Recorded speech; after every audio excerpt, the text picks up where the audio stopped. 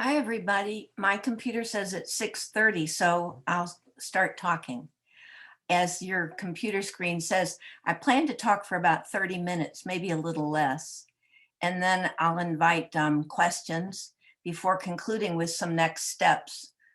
And while I talk, you might think about using the chat function to write your questions. And then Eileen Harrington will help me pick them out in an order in which they occur or group them. And we'll answer them, we'll talk about them. There aren't very many answers, but there's hints. And then please note, if you need to take a break at any point, you can view the rest of the program on the Loretto Community Public website. So as you can see, if I can do this, I'm having a little trouble being good at navigating, but I think I'll do okay. So this is a beginning conversation. And I need to confess that when I looked at that just now, I thought, well, that's a little bit arrogant. People have talked about this before, so it's not really a beginning, but it's a new beginning. So let me begin this time by evoking and calling forth the living spirit of those about whom we are speaking, with regret and sorrow and belated gratitude. In the voice of one who was enslaved, how do I find my way home? How do I understand a language I have never been taught? Battered and bruised, but never broken, Jesus and his crown of thorns to bear the sins of man. For the Spirit is real, and it dwells within me. I have no fear of you ever leaving me. Lord, what will you have me do? I stand here today to bless the ground my ancestors stood on, like sheep to the slaughter. Their blood, sweat, and tears, the ground where they stood and cried. I stand in this brokenness. How does one bless this place? How does one right a wrong? How much time does one have to admit to himself that he has committed an unforgivable wrong, but yet has been forgiven? This is the question every man has to ask himself. So we begin with what we know, what we think we know, and what remains to be known about our beginnings.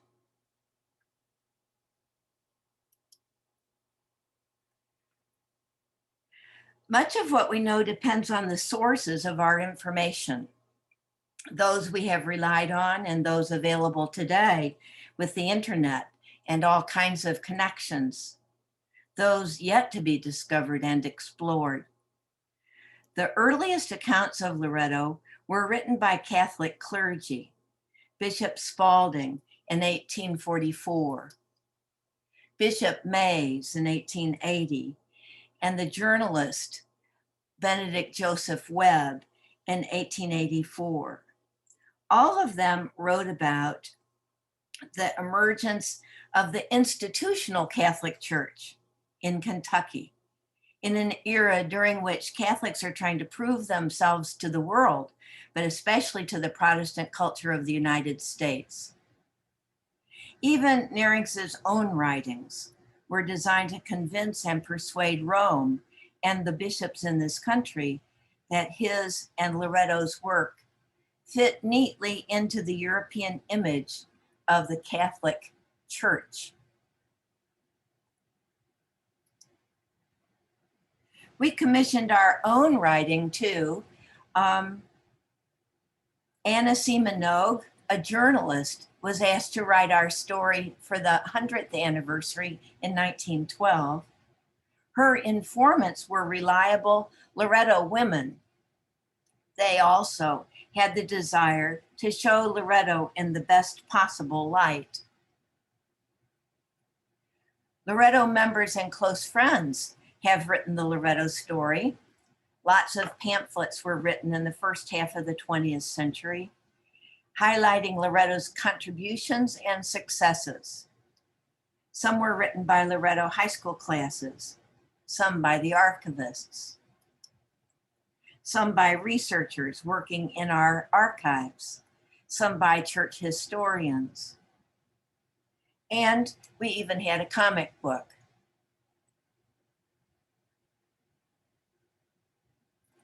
The most recent of the history books has been written by Joan Campbell in her book Loretto, an Early American Congregation in the Antebellum South.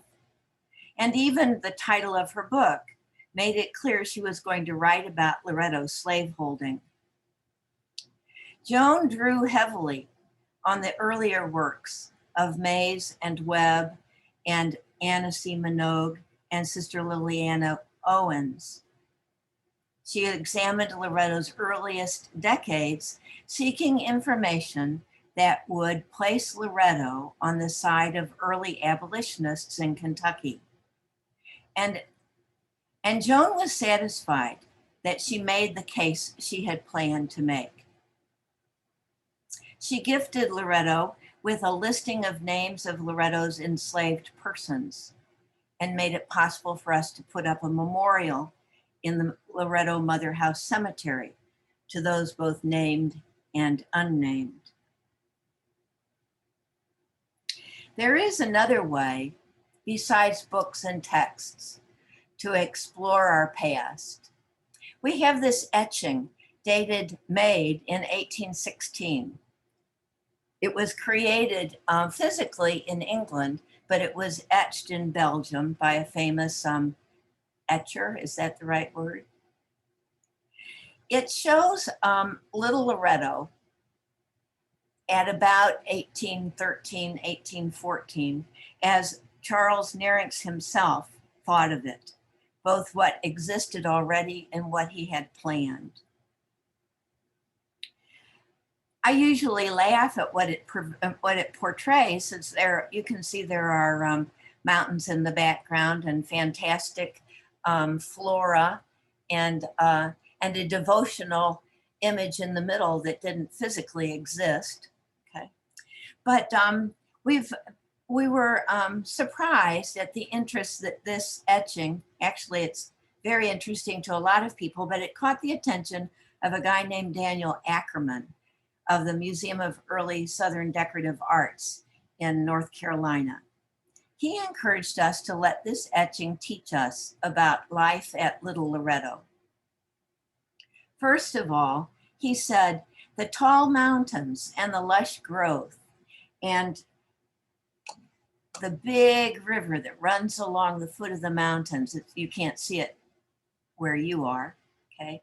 And even the waterfalls, which are the falls at Louisville, Kentucky. All of it is meant to evoke for Charles Nerinx's European donors how remote, but mostly how difficult it was to get to Kentucky, what effort it took the missionaries, what courage it demanded of the women who lived at Little Loretto. That's what the picture is meant to evoke. Nerinx wanted his European donors to understand that the people who lived here were missionaries who were devoting their lives to enduring the roughness of the frontier for the sake of those they served.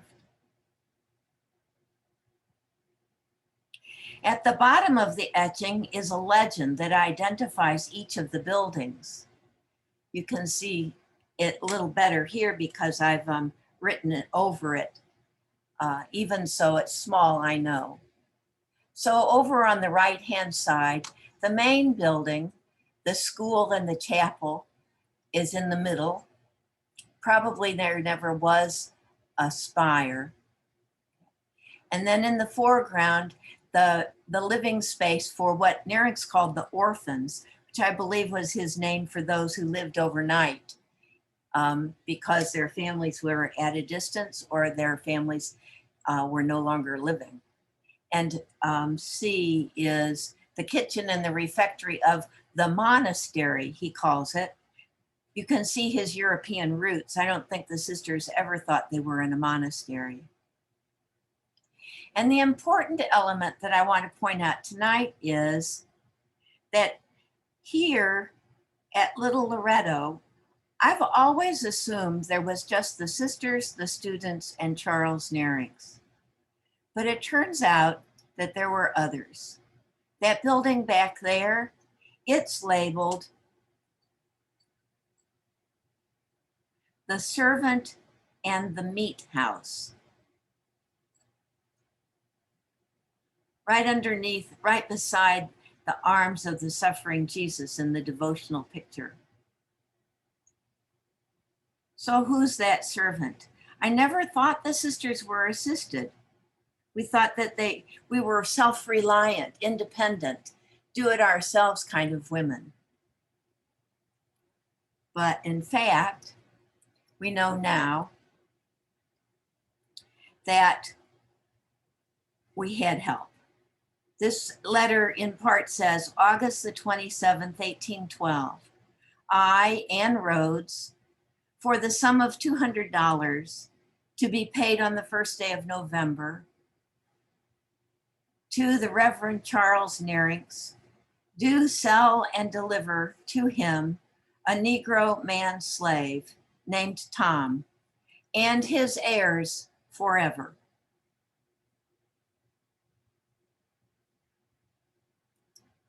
I like this modern image that evokes the memory of Tom, inherited by Ann Rhodes when she still lived in Maryland, sold to Charles Nearings for $200 in 1812 for cash, with which she purchased the land around Little Loretto. The very same story, which has been carried in the newspapers about the Jesuits at Georgetown, the Sisters of the Visitation right next to Georgetown, and so many other religious communities and church entities. It's bad enough to own one, but to sell one for cash, that seems to be the idea that has most horrified people.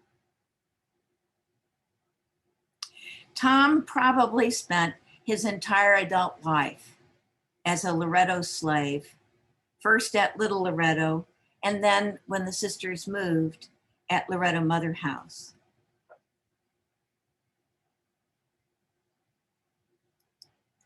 Besides Tom, we might well ask, well, if he's there, then who else that we're not thinking about also is living in this compound with the sisters and the priest, Charles Nearings? Well, first of all, there are older women who wished to have a place to live out their lives with the sisters rather than with unwelcoming family. Some of these were associates, as described in the Rule of 1816. You can't read this, I know, so I'll come up closer. The associates of the society are those that make not perpetual vows, but only for some years. They have no active or passive votes. They may be dismissed for good reasons. They take their place behind the professed and before the novices. Their other rules and dress and so on are the common with the society. Sounds a little bit like co-members to me, except co-members don't dress like us. Well, like we used to. In addition to the co-members, there's also a group of people, women, called Oblates, described in the rule. This handwriting of Charles Nearings's, written about as a kind of a good copy made for Rome in about 1815, says, Oblates are those that offer themselves or are offered to spend their lives or part of it about the society, that is, not being members of it or associates. They promise obedience for the time of their residence in the place. They live in a separate house, follow the rule with some modification, and undergo a novitiate. Persons of all ages may be admitted and of any condition. Joan Campbell was pretty sure that these were all enslaved Black women or newly freed Black women. And when it says that they are offered, one possibility of that language is that owners of an enslaved woman might decide to place her with the Sisters of Loretto, either as a gift, as a temporary assistant, or perhaps as a place to put a recalcitrant slave until she learned her lesson. Persons of all ages may be admitted, meaning that, and it says in other places of Nerings's writing, it does mean that Loretto was a refuge for elderly enslaved persons whose owners didn't care to take care of them any longer.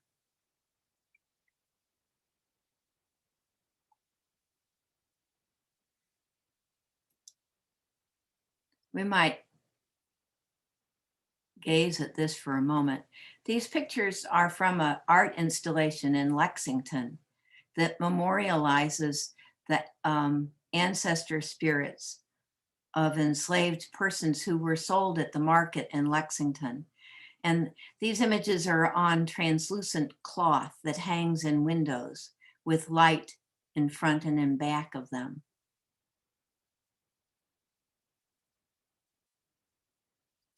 Joan believed that she had found the names of a dozen or more individual women who were claimed as property by Loretto in the first 3 decades of the 1800s, who may have been the Oblates. When Loretto was required to move to the present grounds of the Mother House in 1824, the priest making the requirement dismissed the Oblates.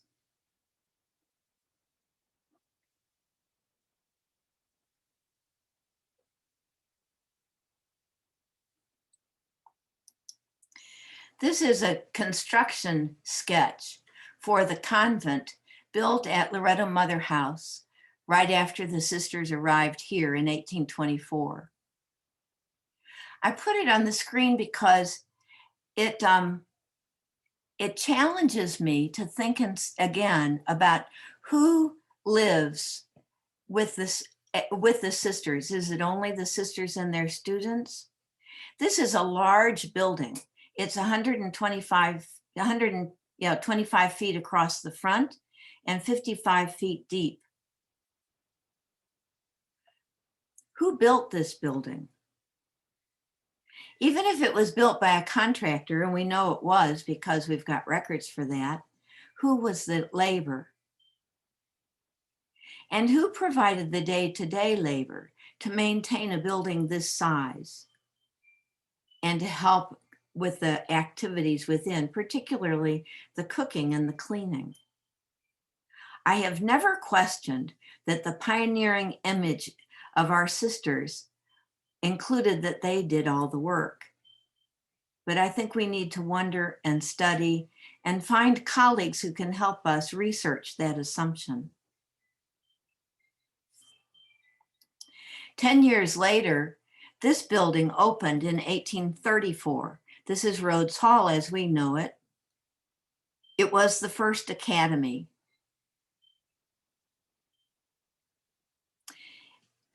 Again, we need to re-examine the assumptions we have had that the sisters worked unassisted, an assumption at variance with what probably continued to be the case, that new members joining the community brought enslaved persons with them as dowry, and what was equally likely, that Loretto was purchasing or hiring enslaved labor to augment those who arrived as a dowry of the new members. Moreover, the grounds around these buildings that I'm showing you, more than 1,000 acres in the days of that the sisters first arrived on these grounds, it was farmed. It wasn't just farmed with a small vegetable garden. It was thoroughly farmed in order to provide all of the subsistent food and other materials that a community of almost 150 people needed. The question I'm asking, of course, is who did that work? Then moving on from Little Loretto and now these pictures of Loretto Mother House is the question of how far did Loretto take its slaveholding? Well, for sure, to the barrens on the Mississippi River, just west in the state, the new state of Missouri. There was at least one enslaved person with the sisters there, which I only recently discovered in a conversation we've begun having with the St. Louis Jesuit Project, in which they're researching what they can find about their own slaveholding.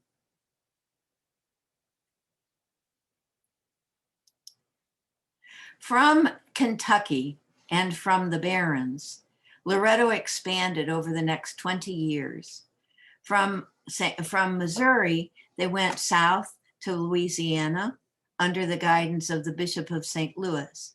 And there, for sure, they have an enslaved woman with them. If you read Joan Campbell's story of the house at LaForge, you can find just one little crack of information about the Black woman who does the cooking.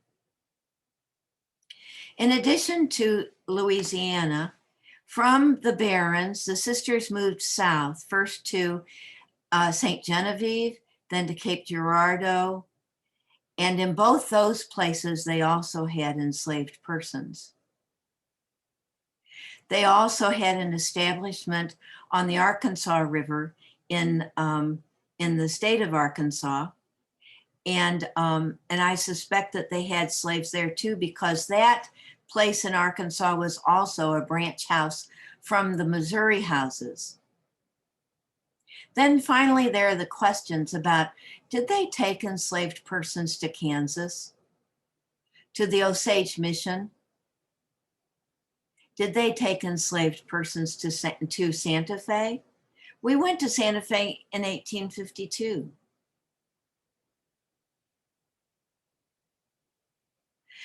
I'm asking these questions because we don't know the answers at all. Nobody has asked those questions that I can determine.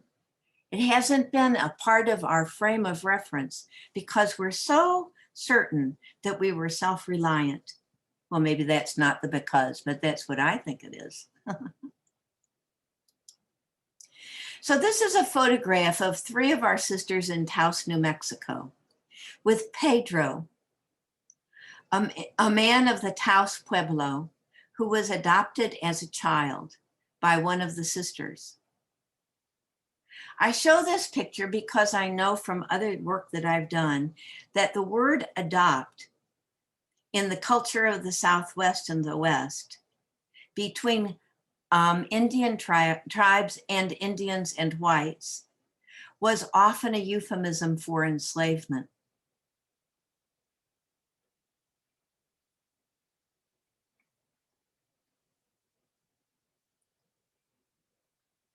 I'll go back to the map here to point out up here on the Missouri River where it runs into the Mississippi in the state of Missouri is Fluorescent, our first foundation that really thrived in the state of Missouri, and one which we established very close to the Jesuits. That's going to be helpful to us in our searching for information. I already have been told by the Jesuits that they have the stories of our slaves at Fluorescent. They have their names, they have their lists of their interrelationships, which they will share with us. We don't have that information in our archives. And in fact, one of the great limitations is that our archives are impoverished because of the number of times that our files were destroyed by fire. I have also suspected, because the absence of information is so thorough, that there may have been some culling of the archives by people who didn't think it was proper to keep that shameful information. Whatever. Now, in the day of more collaboration and the internet, we're able to share information broadly with other groups like the Jesuit Project. And so we can build up a body of knowledge that we've never been able to have before.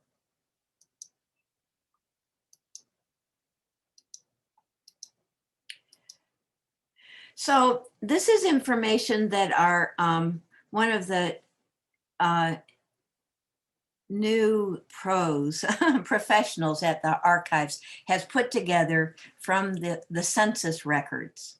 It's you're not going to be able to read it very well, but you can read it. You can go to the Loretto blog on the public Loretto community website, where there's a blog about Loretto in the Loretto slaves in the census. And this chart is there, and you can study it as much as you like. I'd like to point out a few pieces. So over here, it says Mother House, 1820.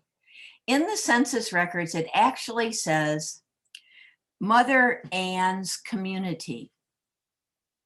And it includes 7 enslaved persons, 2 little boys under the age of 10, a man, probably Tom, and several women. Then we have the Mother House in 1830, Calvary in 1830. That's the house in the southern part of Marion County. Gethsemane in 1830, and Mount Carmel in 1830. Bethlehem in Missouri, that's the Barrens in 1830. So in 1830, we had 5, 6, 7, 8, and 5 is 13.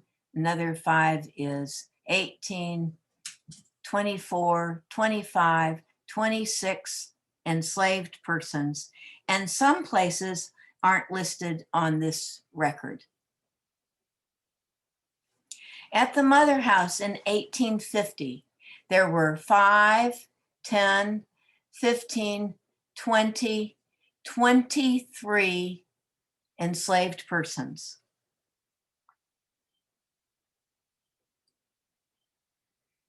At Loretto Academy in Fluorescent in 1860, there were 5, 6, 7 enslaved persons. And these are the individuals who the Jesuits think that they can help us name.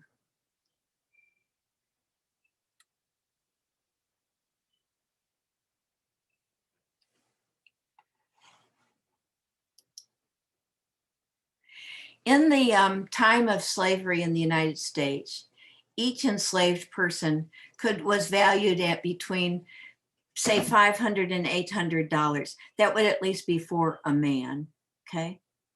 For each of those people, that's $2,750 in today's money.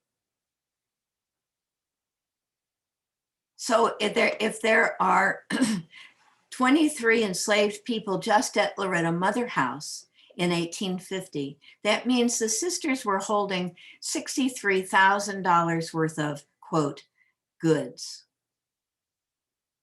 I put all this together because I've always thought we were poor. And we were poor in cash money, at least a lot of times in a lot of places. But this is not a poverty when you command this kind of labor. And when you hold it with the capability of selling it if you need cash. Moreover, it was the general practice to hire out slaves that were not, whose labor was not needed at a particular time. And the income from that hiring went to the owners. And finally, Children who were born to Loretto slaves belonged to Loretto.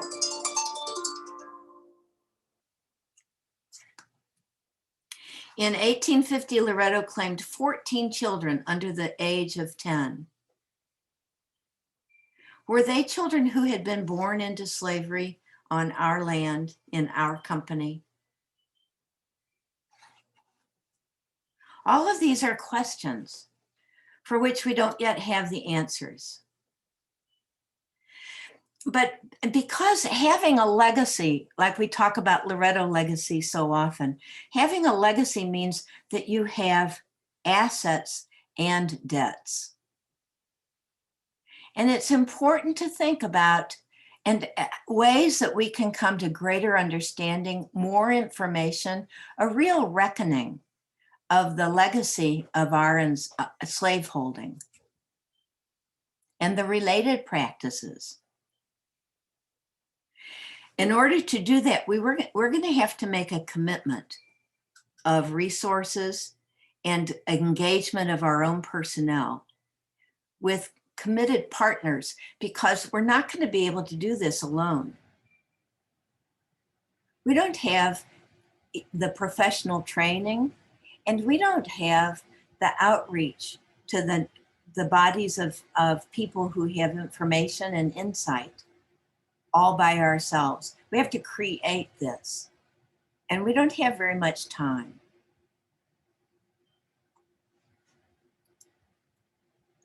The Heritage Center has an action plan, and I'll outline some of it. But first, I think we should take your questions. And then again, I'll remind you, if you need to take a break, after all, if you've been watching the impeachment stuff all afternoon and then you're watching this is a burden. You can pick this up later if you need to. So Eileen's going to help with questions, and I'm going to turn off the screen sharing for a minute. Eleanor, there aren't any questions in the chat right now. Oh, well, so if people have questions, it would be good if you would raise your hand. If you have a question, use the raise hand function. And to get to that, you click on the participants icon on the bottom of your Zoom screen. And then on the right, you see a list of all the participants. And at the bottom, there should be an option, and Therese Stawawe has her hand up. And I'm just going to spotlight each person who has a question. So Therese, you can unmute yourself, I believe. Can you? Let people unmute themselves. Okay. Now I think you can unmute yourself, please. Yes. Good. I was wondering, Eleanor, why were the Oblates dismissed? Early on, you said when Loretto moved to the mother house, Right. the Oblates were dismissed by the bishop. Do we know why? Right. They weren't dismissed by the bishop, although it may actually have been, he may have been colluding about it. But at the time, the reason why we moved to the mother house was because Charles Nerinx had left, went to Missouri, and then suddenly died. And in his place was put a person in charge of us named Guy Chabras. It was Chabras who did a lot of things at the time of that. So it was Chabras who required us to move. It was Chabras who dismissed the Oblates. And we think that the reason, but I don't know for sure, was that in general, Chabras disagreed with Charles Nerinx on just about everything. And so this would have been his way of saying, no, having Black Oblates is not a good idea. Mm-hmm. Okay, we're always assuming, or are we, when we talk about enslaved labor, are we assuming that all of them are Black? That they're, somewhere I read that there were like white men mainly who were robbers and so on, and they were also used as slave labor. But I don't know if that came across anywhere else. something like that could emerge when we do some really deep research, but I have never heard of any such thing with Loretto. But I do think there's some question about our relationship with Mexicans and Native Americans in the Southwest. Mhm. I think we should be open to that question. And one more, just a comment, was I was delighted to see that we had associates way back in 18. You know, it was just like co-members came out very early. Right. Written right there in the rule. And I'll tell you another one. Besides the associates, there was also a community of Beguines in Belgium who were officially part of Loretto. Nering's even appointed their superior. Ah, okay. That's delightful to know.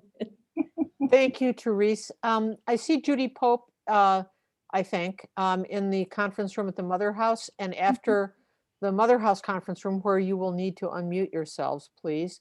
After Judy, we'll go to Teresa Kubasek. And anyone else who has a question, please raise your hand. My Judy? question has to do with when slavery was ended, what happened then? Did they just all leave or what? I haven't seen any record yet that tells us what happened then. But a great weakness is that, you know, you all know that we have people working in the archives and you think we're doing research, but actually we're doing the bidding of other people and we're making order. So we have to make a plan about how to get a thorough research or thorough search of our records. Now I don't have that plan together yet. So I don't know, but here's what I suspect, Judy. I've begun to think that your house, the 1873 house, was built as housing for Black laborers who were induced to stay on our land and work for us in exchange for room and board. Thanks, Judy. Teresa Kubasek, can you turn on your video, do you think? Yes, first, great gratitude to you, Eleanor, and the people that are working with you on this project. I'm just really grateful. And my question is, twice that you referred something to what Joan Campbell had written, and I'm not familiar with that. Is it a book or pamphlet that we would have access to read more, or is it on the Loretto website? Yeah, it is a book. It's not on the Loretto website, although we could put a link there because we did scan it. Actually, every Loretto member, co-member and vowed member, got a copy of it when it was published. So you might look on your bookshelf, Therese, and see if you've got it. What year do you think? What year was it? Annie, can you help me? What year did it get published? 2015. It was distributed at the assembly here in St. Louis. Okay, thanks for that tip. I will look for it. Right. And I will put the name and reference to it on the next announcements too. Great, thank you, Eleanor. Are there any other questions? I don't see any other raised hands right now, Eleanor. There's Anna. Linda and Anna. I don't see Anna's hand up. She had it up, and also hello. Maureen. Okay, are you using the raise hand on the Zoom or? No, they're just waving their hands and their little friend. Okay. Okay. Can you hear me, Eleanor? I can hear you, Maureen. Okay, great. Listen, is there any record of what our sisters prior to the Civil War thought of the abolitionist movement? Well, that's what Joan's book is about. For Joan, it seemed obvious that our sisters would have been committed abolitionists. There are a lot of people who dispute that, but that's what she thought. And so she wrote the book to bring forward all of the evidence she could find that might suggest that.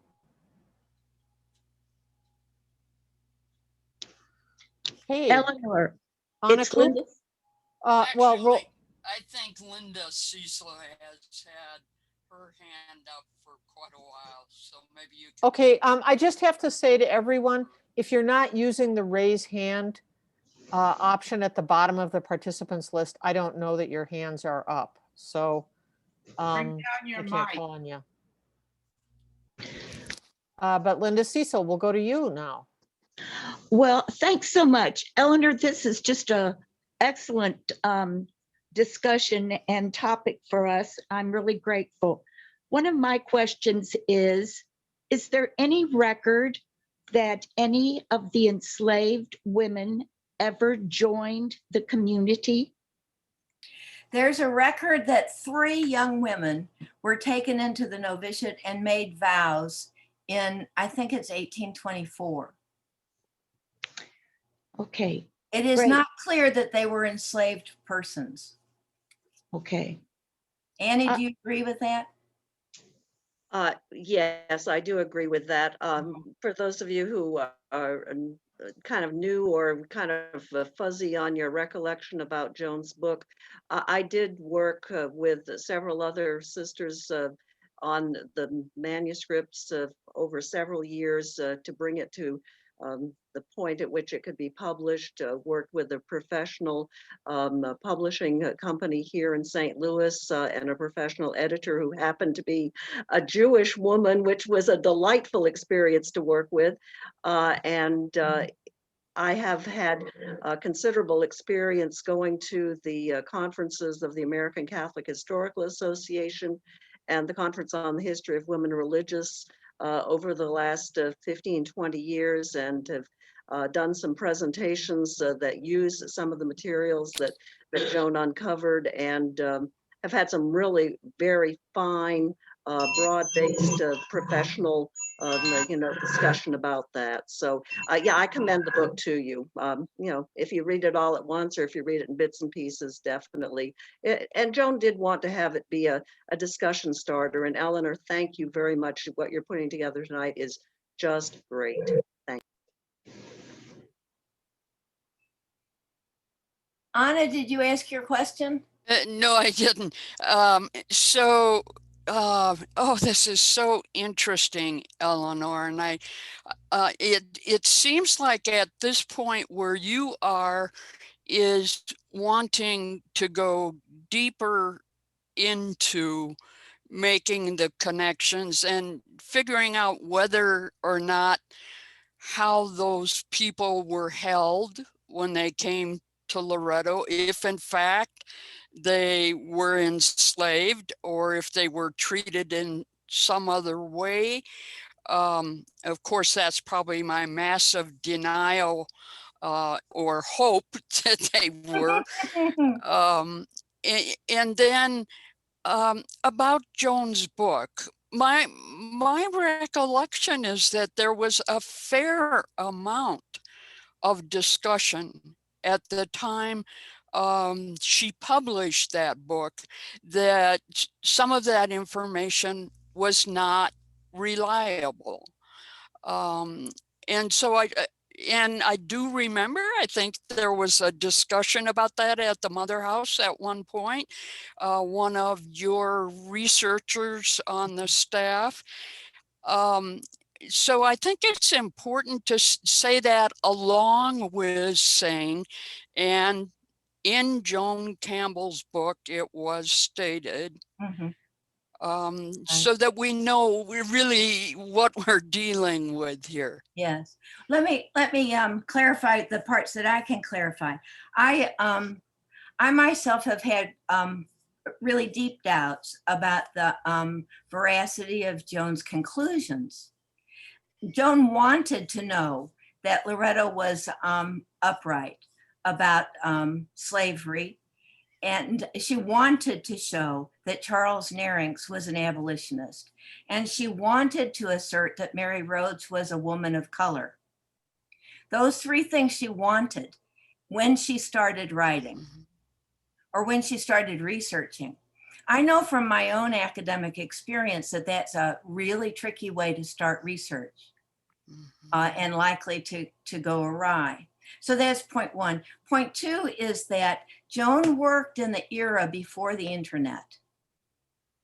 And so her access to resources is just light years different from our access today and from what our access will be like in another 10 years. So it really is warranted that we take what she wrote, benefit from it, even if the biggest benefit is that it causes us to ask questions and then move forward. You know, I am not myself able to do the research. I wasn't trained to do it. I am too old. I don't have access to the skills as well as the sources. But I do feel obligated as the director of our Heritage Center to point out to the community that this is the time when we must make a point of finding out. And I believe we should hire people to do it, just like the Jesuits. So let me tell you about the Jesuit project.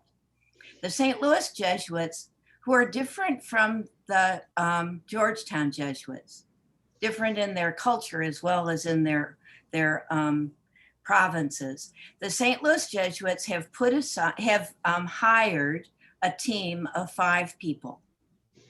2 of them are Jesuits, but 3 of them are not.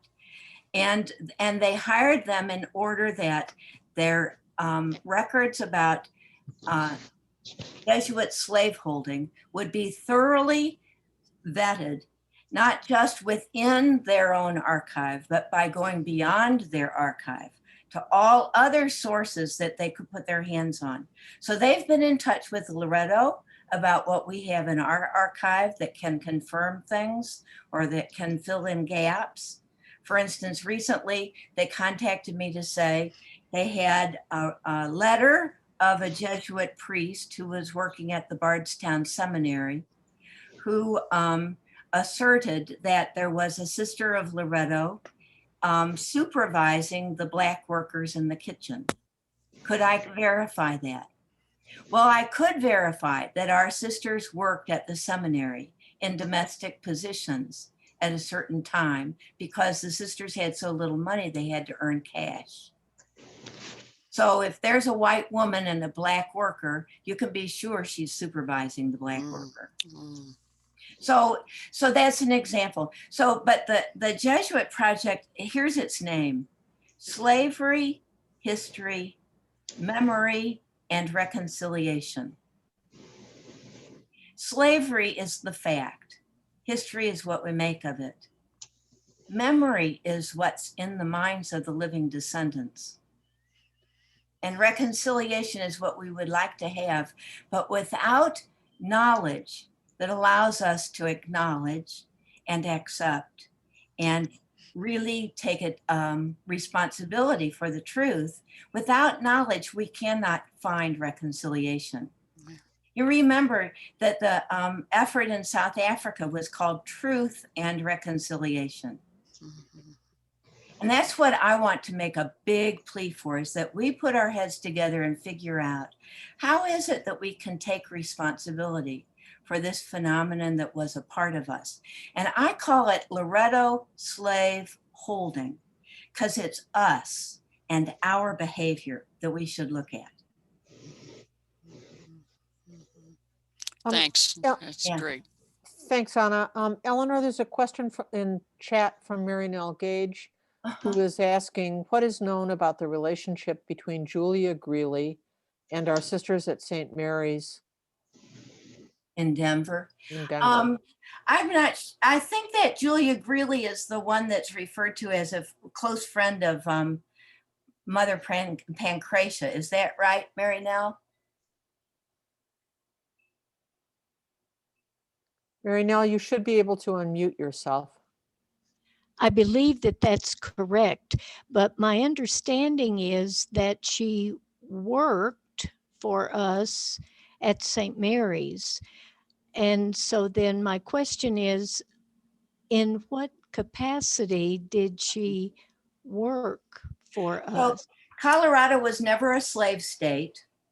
So put that out of your mind. But here's the thing that I have begun to realize. Think again of that photograph of the 3 Taos sisters and Pedro. Okay, the 3 sisters were, all 3 of them, second generation Kentuckians bred from Maryland slaveholding families. So they take their slaveholding family mindset to the Southwest. And similarly, sisters who were going to the very earliest establishments in other states of the West.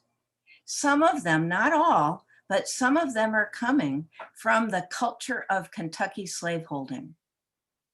So I think if we're going to be honest about all of this, we have to be honest about the legacy that started when young women were in Kentucky being trained to be sisters, the legacy in their minds about persons of color, and where they took that legacy and who they taught it to and how they acted it out. I know that's part of my personal history, not because the sisters taught it to me, but because of where I grew up.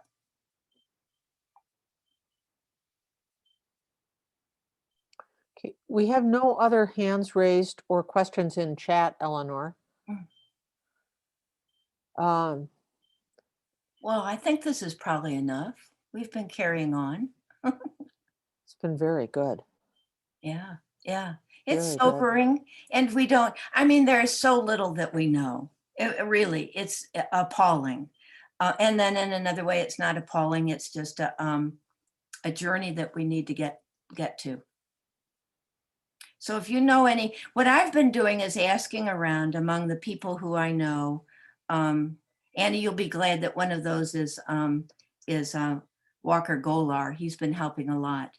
But I've been asking for ideas about young professionals, first, early career professionals who are preparing to do this kind of work, who could make their career by creating a good picture of Loretto's slaveholding. And it looks like Anna's hand is up again. Anna, is there, do you have something else? You can unmute. Thanks. I do. I don't know if you said this, Eleanor, but I'm wondering when we get a peek at your plan, your proposal. Right. Well, here, I can give you a little peek right this minute. It's just points right now, on a piece of paper. Okay. So there are three areas of our plan so far. One is to respond to contemporary issues and opportunities. One is to expand access and research in our records. And one is to support and encourage research conferences, publications, collaborations, Chautauqua-like programs and that kind of stuff, okay? So I want to make a point about access to our records. This is not simple. We're a private corporation. We own our archives privately. We have no public obligation under the law to share anything. And yet we would want to share it. We would want to make our records available so that others with different insights can interact with what they can find in our papers. But we have yet to create an adequate access policy. We're working on it.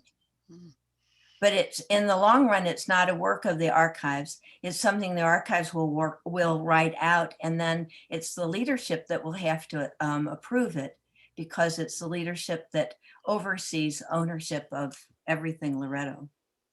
Okay. So with regard to issues and opportunities, I do want to see that we have to cultivate one way or the other relationships and ways of engaging with communities of color. There are families researching their ancestry. There are researchers unearthing documents. There are school children and youth recovering historical facts and their family ancestors. And then there's the Jesuit research program. And what's here is, whoops, that's not what I meant to do. What's here in this line of all those YouTube things is access to the presentation that the Jesuit group did last May. And I will put that on the next announcements too. All right, that because they just do such a beautiful job of really, as they present what they're doing and what they mean to do, they're so encouraging and reassuring that there's really responsibility out there that people are trying to take for the events of the past and how they affect the present and future. I think that it's important that the Heritage Center focus on helping people engage with the physical witnesses to our slaveholding, which we have here at the Mother House. Charles Nerinx did not build his log cabin by himself. I think it's likely that the hands of Tom the slave were all over those logs. Baden did not build his little brick house or the log cabin that preceded it by himself. The 1834 Academy and the 1860 church likewise were not built by us for sure, but I don't think they were built by white laborers either. We need to find out. And then finally, I believe that we should view our Mother House grounds as a place where the mission of reconciliation can be done by engaging people in our immediate neighborhood in addressing racial tensions. This is a programming thing, and the archives, the Heritage Center is capable of doing some of it, and then I think the wider community needs to take some responsibility for it too. And then as far as expanding our archival records of our slaveholding and encouraging research, I hope that we will have a policy of opening the holdings as fully as possible and finding a competent way to say what's possible. I would like to see that we would encourage graduate students and young professionals. One way we can do it is by allocating Loretto funds, by offering support in the form of room and board, by raising dedicated funds or offering grants for young professionals to research in our archives. And if we would do that, I think we should gear those kinds of grants to individuals from underrepresented groups.